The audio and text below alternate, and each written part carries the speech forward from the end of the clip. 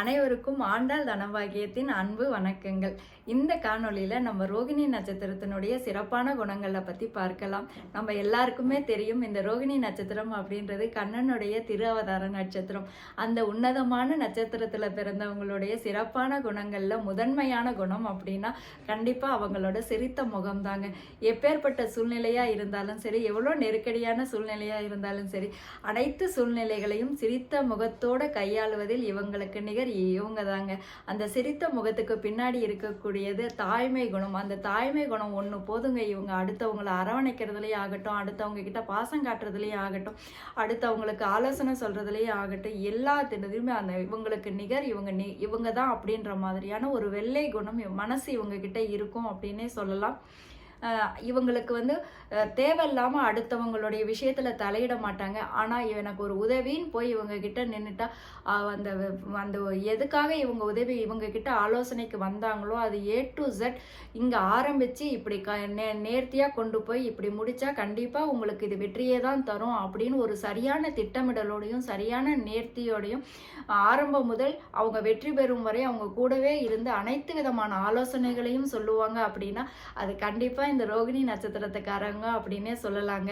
இந்த உயர்ந்த பதவியில் இருக்கிறவங்க, அரச பதவியில் இருக்கிறவங்க, அந்த மாதிரி உயர்ந்த நிலையில் இருக்கிறவங்களும் இந்த ரோகிணி நட்சத்திரத்துக்காரவங்க கிட்ட ஒரு ஆலோசனையை கேட்டாங்கன்னா கண்டிப்பாக அவங்களுக்கு வெற்றி உறுதினே சொல்லலாங்க. அதே மாதிரி இவங்களுக்கு பயணம் செய்கிறது ரொம்ப பிடிக்கும். அந்த பயணம் செய்கிற ஒவ்வொரு சூழ்நிலைகளையும் இவங்க 100% முழுமையாக அனுபவித்து செய்வாங்க. அது அணுவாக ரசிக்கிறாங்க அப்படின்னா கண்டிப்பாக அது ரோகிணி நட்சத்திரத்துக்காரவங்க தாங்க.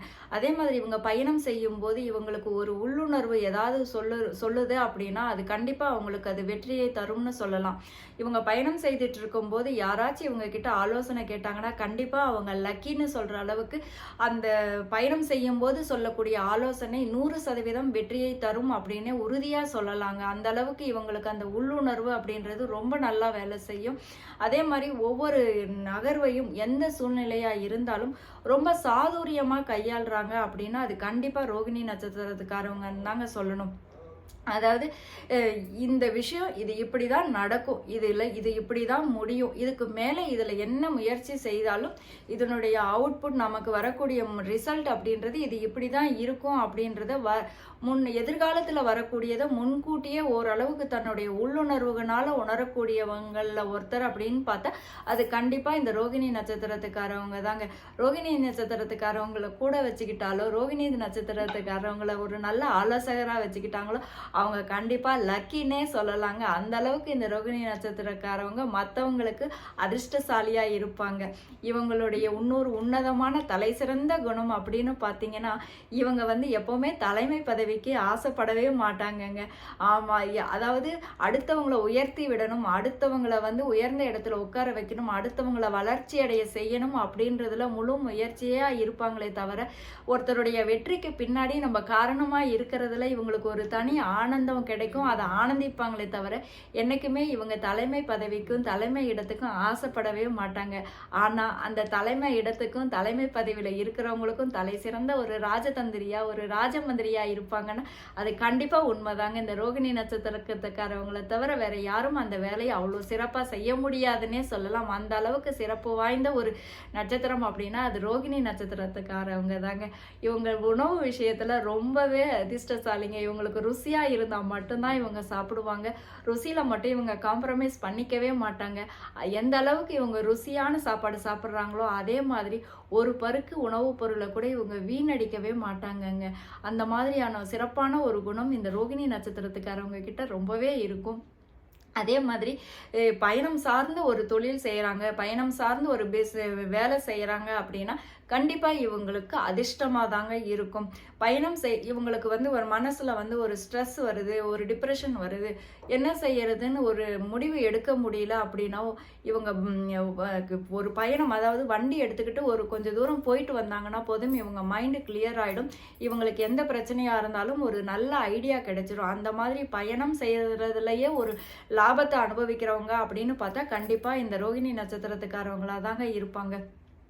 இவ்வளோ அதே மாதிரி இவங்களுடைய உணவு விஷயத்தில் பார்த்தீங்கன்னா, இவங்களுக்கு ரொம்ப ரொம்ப பிடிச்ச உணவுன்னு பார்த்தீங்கன்னா, பாலில் செஞ்ச உணவு தாங்க. இனிப்புகள்னா அவ்வளோ பிடிக்கும். அதுலேயும் இந்த பால்கோவாவை ரொம்ப ரசித்து ருசித்து அனுபவித்து சாப்பிடுவாங்கன்னே சொல்லலாங்க. அதே மாதிரி இவங்களுடைய காதல் உணர்வு, அதாவது காதல்னா அதாவது அந்த அன்பு, பாசம், நேசம்னு சொல்கிறோம் இல்லையா, அந்த மாதிரியான ஒரு உணர்வு, அடுத்தவங்க உணர்வுகளை வந்து மதிக்கிறாங்க அப்படின்றது தானே ஒரு உன்னதமான குணம். அந்த மாதிரி அடுத்தவங்களுடைய உணர்வுகளுக்கு வந்து 100% முக்கியத்துவம் தருவாங்க. அடுத்தவங்களுடைய உணர்வுகளை புரிஞ்சுக்குவாங்க அப்படின்னா அது கண்டிப்பாக ரோகிணி நட்சத்திரத்துக்காரவங்க கிட்ட இருக்குங்க. அதாவது தாய்மை குணமாகட்டும், ஒரு காதல் உணர்வு ஆகட்டும், ஒரு சகோதர குணமாகட்டும், ஒரு அரவணைக்கிற குணமாகட்டும், அடுத்தவங்களுக்கு ஆலோசனை செய்கிற குணமாகட்டும், இது எல்லாத்துலேயுமே அவங்க கிட்ட மேலோங்கி இருக்கக்கூடிய ஒரு குணம் அப்படின்னு பார்த்தீங்கன்னா கண்டிப்பாக அந்த தாய்மை குணம் அப்படிங்கிற அந்த வெள்ளை மனசு தாங்க. ரோகிணி நட்சத்திரத்துக்காரவங்க கிட்ட இருக்கிறது எப்பவுமே ஒரு வெள்ளை மனசுக்காரவங்கன்றத கண்ணை மூடிக்கிட்டு நம்பலாங்க. அதே மாதிரி இடம், பொருள், காலம் அதெல்லாம் பார்த்து ரொம்ப சாதுரியமாக பேசுகிறவங்க.